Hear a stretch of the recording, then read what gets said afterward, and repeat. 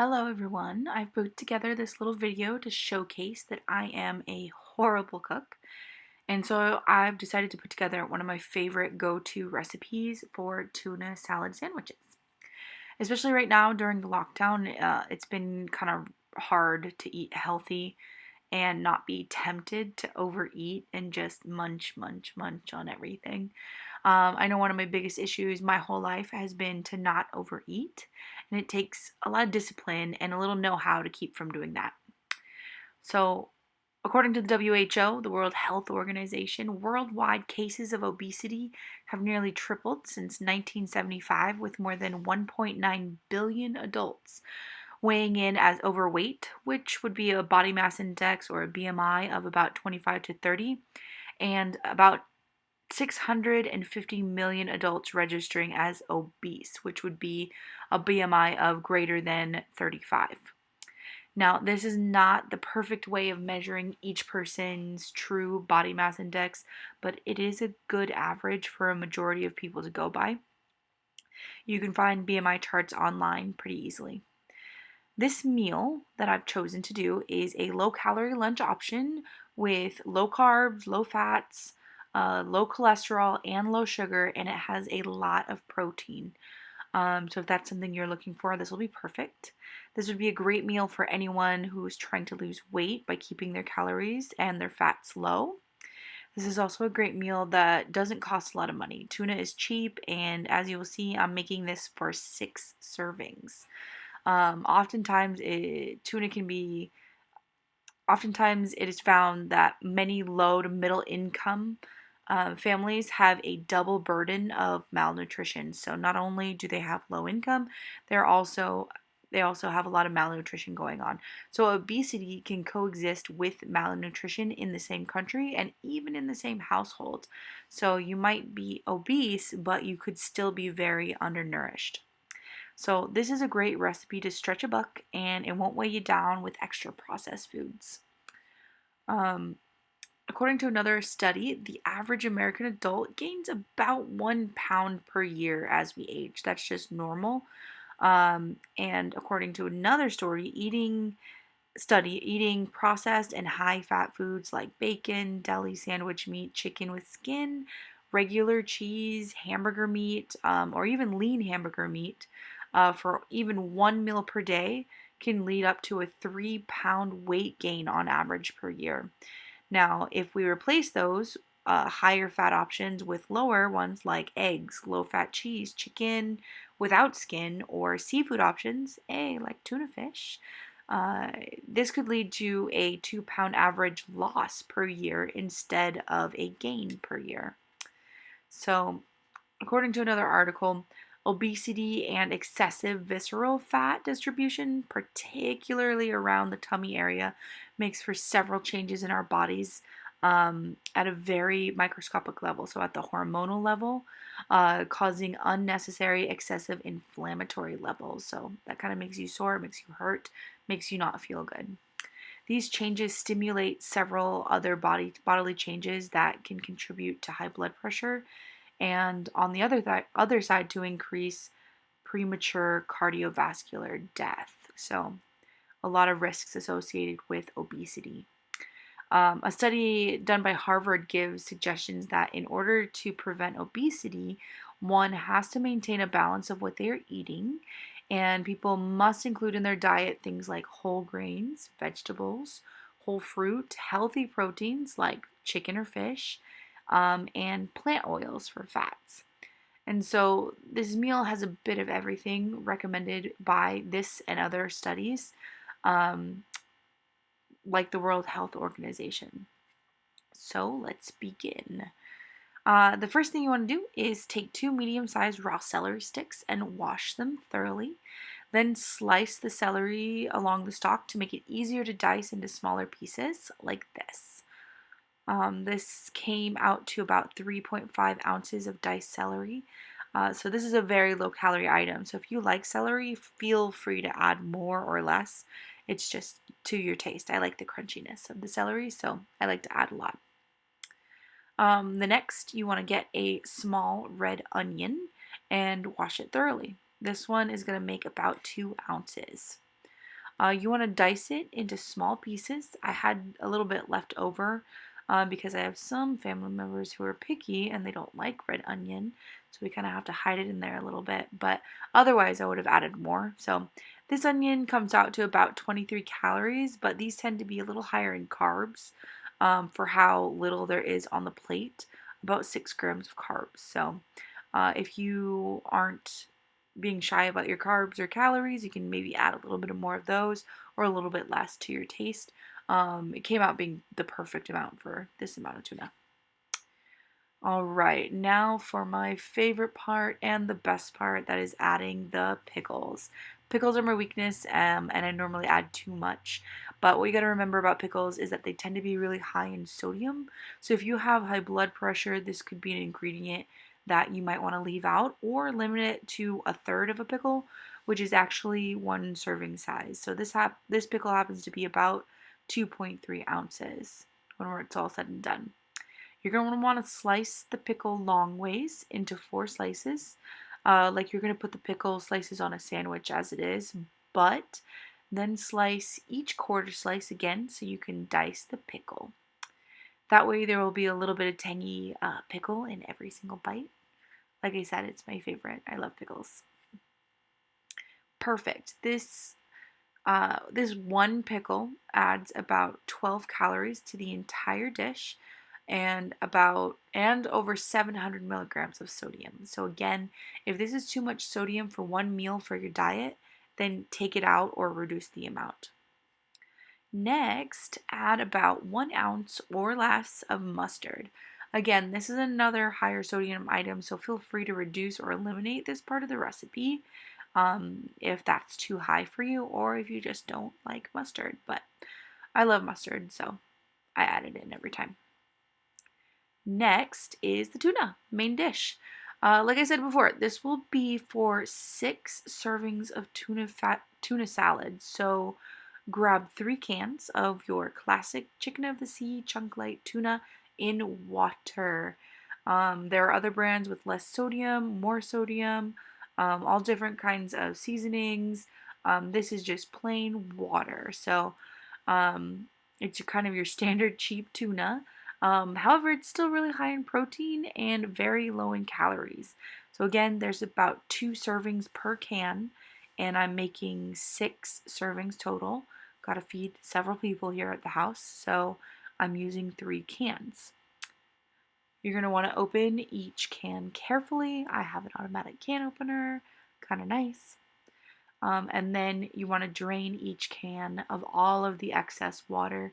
Don't go too crazy. You want a little bit of moisture left in the tuna, but try and get most of it out. You don't want soggy tuna at the bottom. This is kind of the worst part, right? So when all 3 of them are empty, you want to get a big bowl and empty all 3 cans of tuna into the bowl, just like this. Now you want to grab that bowl of diced celery, onion, and pickles, and you want to add it to the tuna bowl. Just like this. Beautiful. Now that those ingredients are mixed, you want to mix them all together. And then you're going to add the next set of ingredients. So you're going to add in the non-fat plain Greek yogurt and mustard to the mix. So those are kind of your wet ingredients. So I chose the plain Greek yogurt, non-fat, to replace the normal mayonnaise that I've always used my entire life. This is a really amazing substitute, especially if you're looking for a lower fat, lower cholesterol alternative to mayonnaise.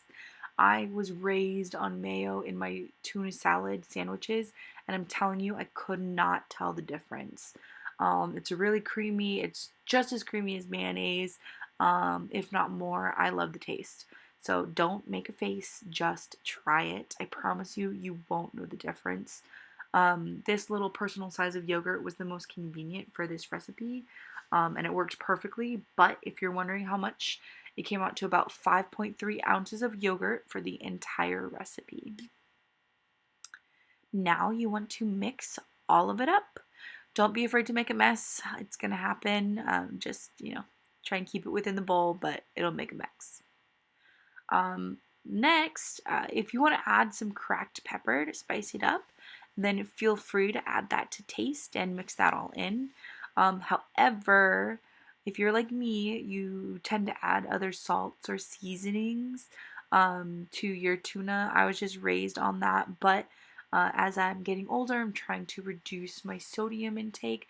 So definitely try a bite first. If you must add other seasonings, keep in mind that they are going to increase your sodium intake for the day.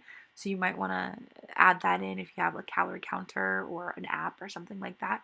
Don't forget to add in your seasonings. All right. So the total weight in grams for this entire recipe came out to about 700 grams. And remember, this is made to serve 6. So that makes each serving weigh about 116 grams. Feel free to check that math for me, but I think I got it right. Now, if you want to put this on bread, that will add carbohydrates to your count, or you can leave it in a bowl and eat it as is. I do that all the time.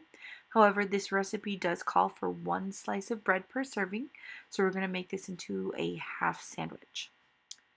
Remember, 1 slice of whole wheat bread is 80 calories, 17 grams of carbs, and 130 grams of sodium. So if you're doing well on your calories, feel free to add a second slice and make it a full sandwich if you want. But trust me, there was plenty of tuna salad to make it a whole sandwich. But for now, it'll be a half sandwich.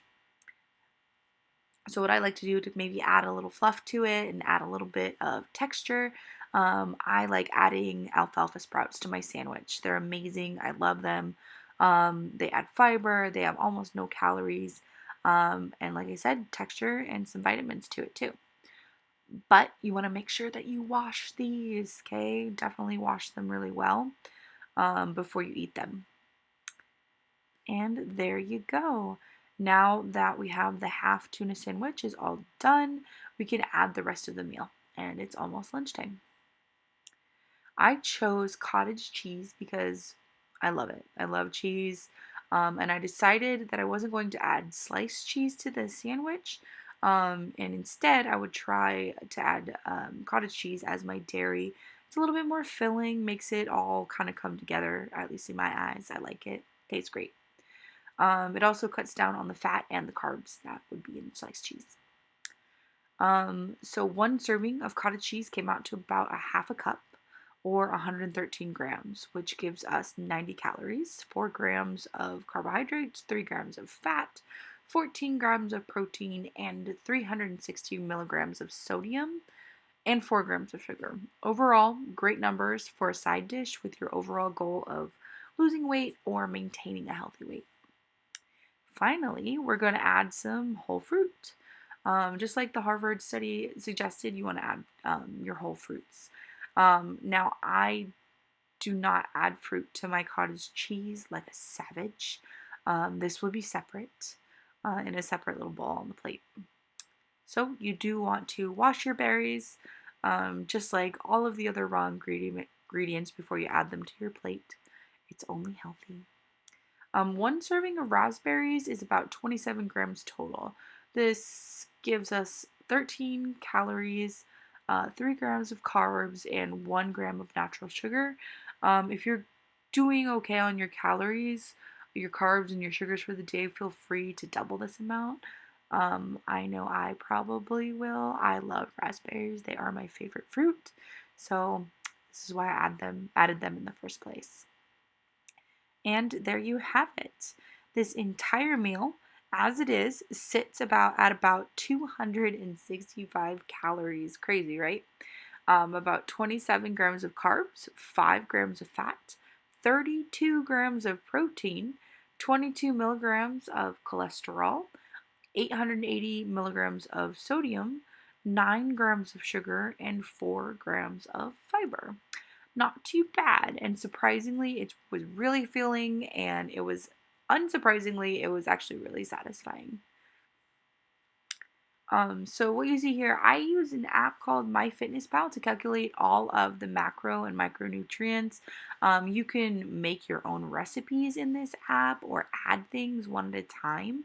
It is an awesome tool for keeping track of your nutrient intake with each meal. But like you can see here, the app made this nutrition fact sheet, just like you would see on a store-bought item, and it has everything in the recipe and all of the nutrient facts. It's pretty cool. So you can see that each serving of the sandwich, this includes the slice of bread, has about 22% of the daily value of sodium based on a 2,000 calorie diet. Mine was a little bit different, a little bit less, about an 1,800 calorie diet that I was looking at, and about 1/3 of the amount of protein that you would want in a day. Vitamins and other nutrients are added in the cottage cheese and the raspberry side dishes. But just like every other package, remember that this recipe is meant for 6 servings. And as you can see, there are 6 slices of bread on the list. So always pay attention to the serving size amounts on any package. It also made this cool pie chart. And what you can see in the pie chart and the table here is when I input the total lunch meal, that this meal was fairly high in protein, taking almost half of my daily recommended intake at about 46%. It was about 1/3 of my DRI for carbohydrates, and I stayed well below my DRI of fat intake for this meal. For the day, this will leave plenty of room for breakfast, dinner, and maybe a low-fat healthy snack. Um, so I hope you enjoy the meal. Happy eating, and thank you for listening. Enjoy.